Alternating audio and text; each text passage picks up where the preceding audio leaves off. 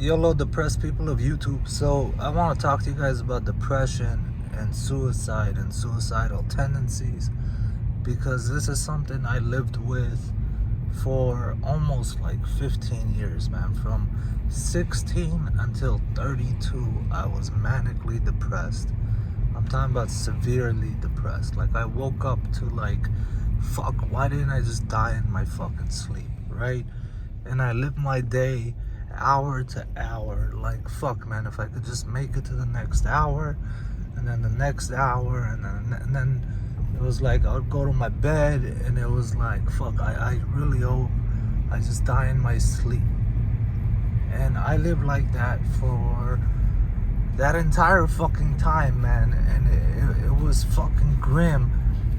And it gets me pissed when I hear stupid ass people on YouTube and stuff like that, and they're talking to a crowd, and they're talking about, if you're depressed because you're lazy, or you're not busy, or some shit, and that's not the case at all, man. I don't know if you personally are feeling suicidal or depressed, or somebody that is. That has nothing to do with how busy they are, how any of that shit. Like, me personally, man, I kept myself so fucking busy, right? Because I grew up fucked up, and I grew up quick. We all did, right? Growing up the way we did. And like in high school, I had a full-time job, 7 days a week, barely ever. Fuck, my only days off was like New Year's and Christmas. That was it, man. Like, I didn't have days off. And then I went to community college. I opened up at the same time my own business, even though I was still working somewhere else. I had a girlfriend, I had my homies, I had a hustle, I had bitches, I had to be here, I had to be there. I filled my time up like I was barely making it to any. I was juggling like 50 fucking things, and I was extremely suicidal and depressed at the same fucking time. And no matter how much I filled my day with friends, girls, money, business, like, dude, I was fucked up, depressed, and suicidal. And I had started writing a suicide letter, and I never finished it because I didn't think it was a good idea for me to finish, because I was one of those people that I wasn't gonna attempt suicide. You understand what I'm saying? Like, if I attempted it, I was gonna do it. There was no second chances to that. Like, it was a one-time thing. And I had decided on writing a letter, a suicide letter, and I had planned out how I was gonna kill myself, man. And it was gonna be one of two ways. And you gotta imagine, man. So from 16 to 32, what is that? 10 plus 4 plus, that's 16 years, 15 years, let's say. I had a lot of time to think about how I wanted to off myself. So one thing is, yeah, I didn't want to really off myself and feel pain, right? I just wanted to off myself, man. And one thing I was doing was I was taking Norcos. It was that was the only thing that was keeping me calm enough to just push through to the next hour, type of thing, man. And it was self-medication. I was self-medicating myself with Norcos just to, I wasn't taking them to get high. I wasn't taking them, I was just taking them to be normal, just to fucking feel normal. And if I didn't take them, you thought I was high, but in reality I wasn't high. I was just so fucked up, depressed. And I knew psychology well, so I understood that anger was more beneficial than self-loathing and feeling sorry for myself and all this stuff. And I know I pulled over because this is a serious topic I wanted to talk about. And anger was more beneficial than self-loathing. So I was walking around mentally furious, even though I wasn't showing it. I was wearing the mask and all this shit, right? So one of the ways I decided I was gonna kill myself was I was gonna take a whole bunch of narcos, which are pain relievers. They're a narcotic, right? I was gonna take 100 pills, something like that, and just fuck it, I'll just turn off, pass out, and just go out. And it is what it is. And I was gonna leave a note that I had started writing in detail. It wasn't like a one-page fucking letter. It was like detailed, like to each of my friends, to my girlfriend, each one of my parents. You get what I'm saying. Now, the second way I had thought about killing myself, which was a lot more fucking creative. I wanted to go buy a giant canvas. I'm talking about just a big canvas people paint, and I'm talking about like a 10 by 10 or a 12 by 12 canvas. And I wanted to get a shotgun, and I wanted to blow my brains out on the canvas. And then I wanted to write a letter or a note saying that to the people I love, like, I want you guys to sell this canvas, this work of art I created. And I want you guys to take the money and just do whatever makes you guys happy as individuals. I want to literally paint the canvas with my fucking brains. I mean, that's how fucking sick I fucking was, that seemed like the best thing I can do, because at least a part of me would have stayed, especially if it's sold expensively. It would have stayed permanently as an art piece of these are my thoughts on a fucking canvas. And it's fucked up, man. It's fucked up. Depression's no joke, man. And like I said, it has nothing to do with you being busy, not busy. When you get it, when you get this depression thing, you gotta solve it right away. The longer you're in depression, the more addicted you get to being in depression, because everything else gets toned down. Life becomes really black and white and gray. You start thinking in a very non-emotional way. At least that was the case with me. I saw life really colorless, really fruitless, really black and white, just strict common sense, no emotions attached to it, because I was just dealing with this one major emotion that was just hanging over my head all day, every fucking day, man. And to you people going through suicide, man, I get it, man. And I've broken so many fucking bones. Look, I've broken so many bones in my body. I've been shot 5 times. I've nearly died a few times. And I tell you what, man, the pain of depression is worse than... I'll take the bullets and broken bones over the depression. Hands down. Hands down. It was just... It's to another level fucked up, man. And I've known people that were depressed and they were cutters, or everyone deals with it in various ways. But I never really liked people cutting themselves. Like, I had this girlfriend that would, she had, like, all the cut scars and shit. And I would get pissed and I'll be like, hey man, like, what the fuck is this? Like, why are you cutting yourself? Even though I fully understood why she's doing it.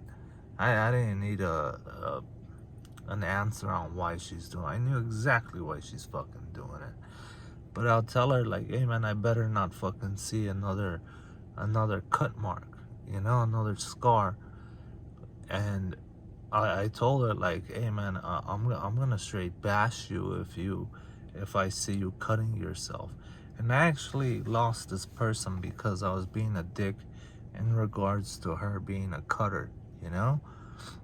But I told her like, I get why you're cutting yourself, but that's not conducive to anything healthy. You get what I'm saying? Like, and I'll just talk shit to her. Like, like if you're gonna cut yourself, just fucking cut yourself, down the street, not across the fucking street. What's all this fucking shit, that you're showing to the world? You're screaming for help is essentially what you're fucking doing. And I'll help you, man, but you gotta stop this physically abusing yourself. You know what I'm saying? And I wasn't really even the one to talk because I had suicidal tendencies, man. I'm still self-destructive till this day, but I had like real suicidal tendencies. Like I really didn't give a fuck if I died in a whole bunch of weird situations I put myself in, or I allowed myself to be in. Now, what can I give you guys in regards to depression, man, to help you guys out? For one, your pain is painful. It's hella painful.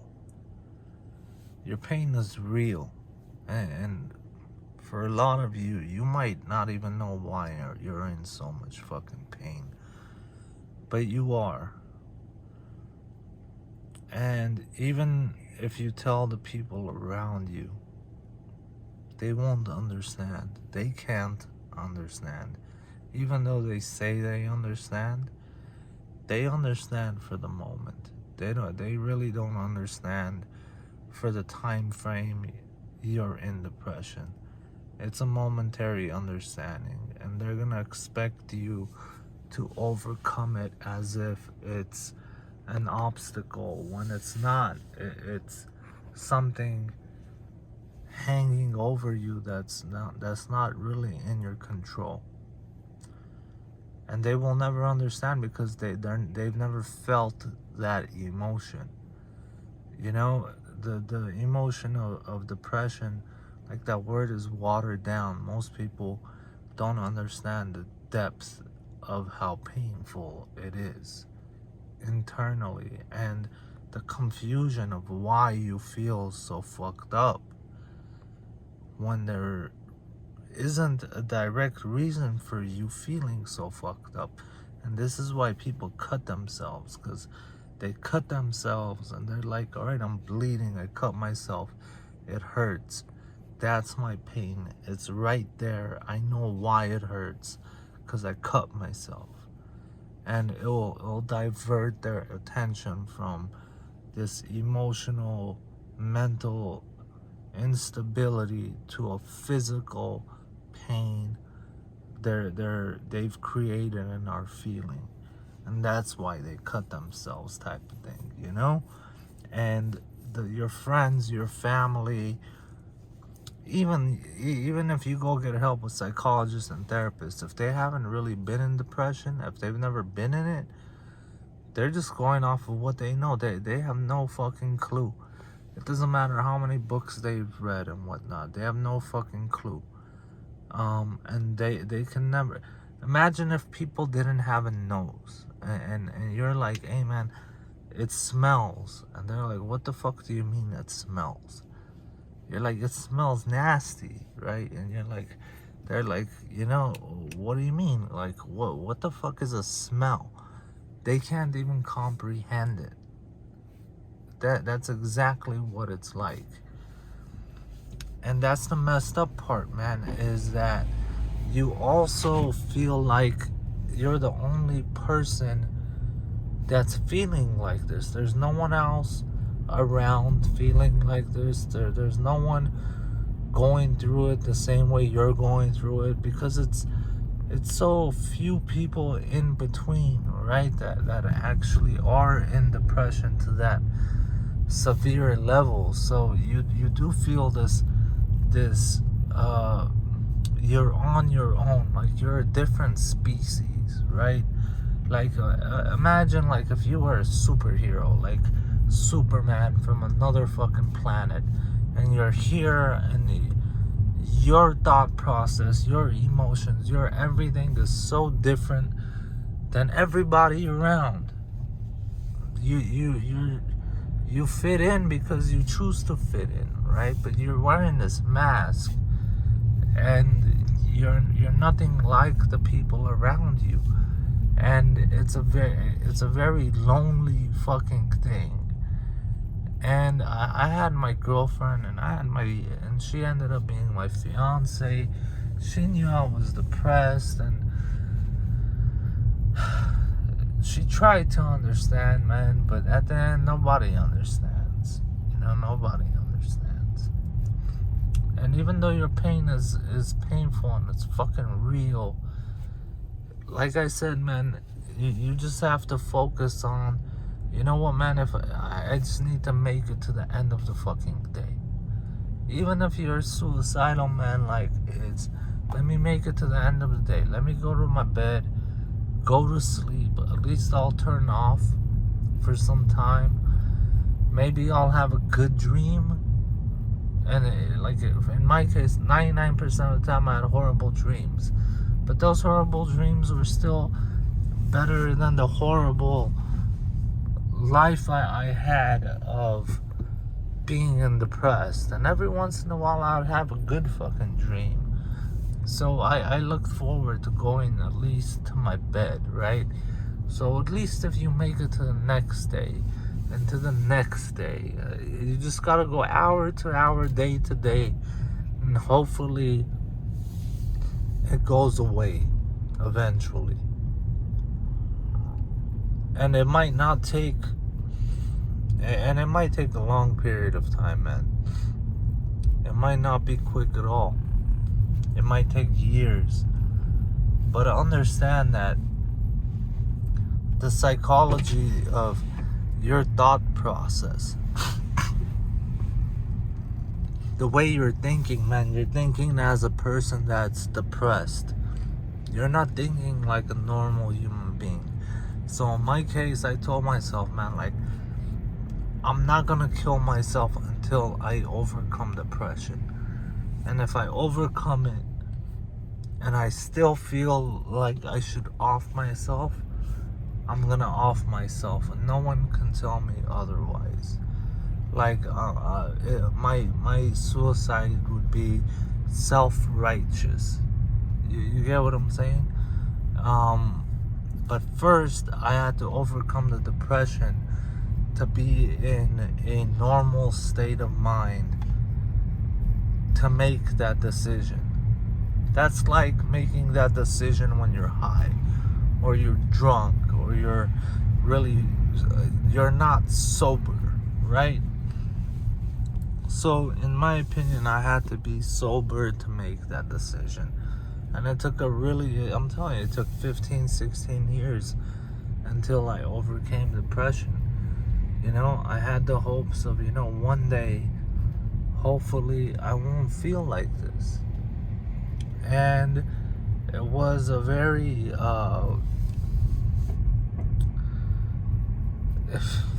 was painful, dude. And the thought process was, fuck, man, like, is this how it's gonna be for the next 10 years, for the rest of my life, and if so, I don't want to fucking live like this. And I just pushed it, man. The same way I would tell, like, my fiance at the time, just go to school, man. Like, just go get your PhD. It's just one day at a time.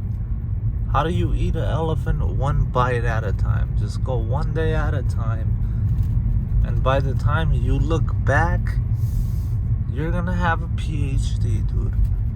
And all you did was just show up day by day.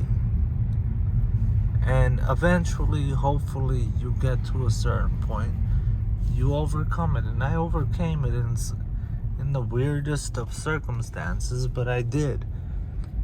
And therefore, I don't look down on anybody that commits suicide. I don't look down on people that cut themselves. I might be a dick and say certain things and whatnot, but that's just to, persuade people in the best way I know how from being self-destructive in a way that's scarring themselves. Like my homegirl that was cutting herself, right? I would tell her, what's this Mickey Mouse shit of cutting yourself? You either fucking cut yourself to kill yourself, or you don't do it at all. What's this shit, Like what, you're that fucking weak, you gotta fucking cut yourself? Huh? Too scared to do it the right way, so you're just Mickey Mousing it? You just want attention? So I'd be a dick like that, and I'd be like, hey, I'm being a dick. Excuse me, man, I'm kind of emotional, man. So yeah, man, I was being a dick, and I'll tell her I'm being a dick, so you don't fucking do this. It's not cool, man. Don't cut yourself. Don't be one of those people. And I was just trying to help her through it, and I don't know if that was the right thing to do, but it did stop her from cutting herself for a really good time, a long time. But I think eventually, because there's ups and downs in depression, man. Sometimes you're more depressed than other times, and other times you're less depressed. Doesn't mean it's any easier. It just means you're not about to crack. You're not about to just fucking just completely feel demolished from the inside out. You know what I'm saying? And this would happen to me, man, just randomly.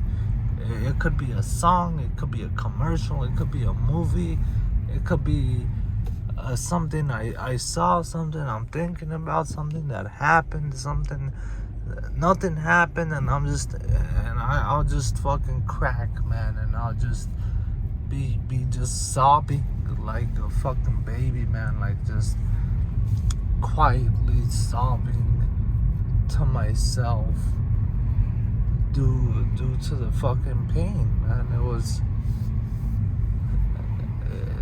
It's making me sad just thinking about myself that way, man.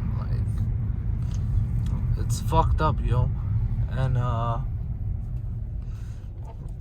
if you are depressed, I'd recommend you go see a specialist, man. Go take those fucking weird ass pills they're gonna give you. You know exactly what I'm talking about. Everybody thinks hey, man, I'm better off without those pills. They're gonna make me think differently, be differently, all this stuff. No, man, that's just your fear thinking that way. It might actually help you and make you get control over your depression, and so you can overcome it. Because I understand the addiction of being addicted to depression, man. Because that's the only real emotion you have and that you're feeling. It's it's painful, and yet you're addicted to this fucking pain. And therefore, you're afraid to lose it. You're afraid to lose it. And the longer you're in depression, the more you're afraid to fucking lose it. Because if you lose it, there's nothing fucking left. There's nothing left. What emotion is left once that shit's gone? That's the fear of it, man. And the longer you're in it, the deeper you get into it, right? It's like quicksand. The more you move, the deeper you go in. You know? I'm laughing, but it's not funny, man. You know, this is as real as it gets, man. I'm telling you, just go get those fucking pills from the, cause you can always stop taking those pills. I now I have anxiety attacks and I take antidepressants for it. But I didn't take antidepressants when I was in depression. And I'm gonna tell you, man, the antidepressants, they're not really fucking changing the way you think or the way you're acting. None of that shit. It's really subtle, you know, and you can always stop it. It's easy to stop antidepressants because they're not some pills that you're like strung up on. You know what I'm saying? You self-medicate in so many ways. I'm aware, man, whether it's alcohol, weed, pills, girls, busy, money, what jobs, friends, whatever it is, man, you have some vice, some addiction to something, trying to cope with shit. I get it. And those pills are fucking the smallest vice of them all. I'd recommend start watching a lot of comedy, some stand-up comedy, find some real comedians you really like so you can at least laugh once in a while. Get yourself more used to feeling other feelings. Laughter is a real big one, man. Like, comedy helped a lot, you know, because you have those roller coaster moments, and I had those roller coaster moments of where I'll just binge stand-up comedy, man. And I like really dark, funny comedy. Something like a Bill Burr type of comedy, right? And it was just, even if it was like 1% better than it was, so be it. It was 1% better than 0%. That's how I felt. So at least some comedy. I was one of those people. I also had an eating disorder because of my depression. I couldn't eat for shit. I was force feeding myself every single time I ate. I had insomnia in my young adult years, meaning like 16, 17, 18, 20, 21, somewhere there. And when I would go to sleep, it was like I needed 12 to 14 hours of sleep a day to wake up just to feel normal, right? And this is at different points in that 16-year time frame, man. And it did something to me where even today, man, if I need like 10 to 12 hours of sleep. My body can't do, like, I'm in my mid-30s now. My body can't do 5 hours and then just fucking, I'm good, you know, or 6 hours. It's like, no, I need at least, at the minimum, 8 hours. 8 hours, I'm gonna walk around like I slept for 3. You know? And, man, there's times like I just needed a hug, dude. I just needed a hug. Someone to just tell me it was gonna be alright.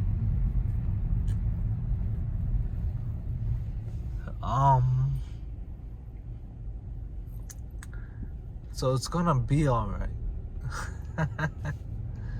You know? It's gonna be alright. Don't trip on it. You know, fuck it. Fuck it was one of my slogans in my head. Like, just fuck it, dog. Fuck it. And just That got me through so much shit. Those words, fuck it, got me through so much shit. Just, this is how I feel. Fuck it, man. Whatever. Fuck it, right? I don't know, man. If you guys want me to go into detail, ask me questions on the. I don't give a fuck. I'll answer you truthfully, man. It is what it is. Just hit it down below, and I'll gladly help you if you're feeling depressed. You need someone to talk to. Anything. I don't give a fuck. Support the troops. I'll help you out, man. Guy, girl, indifferent, it don't matter, man.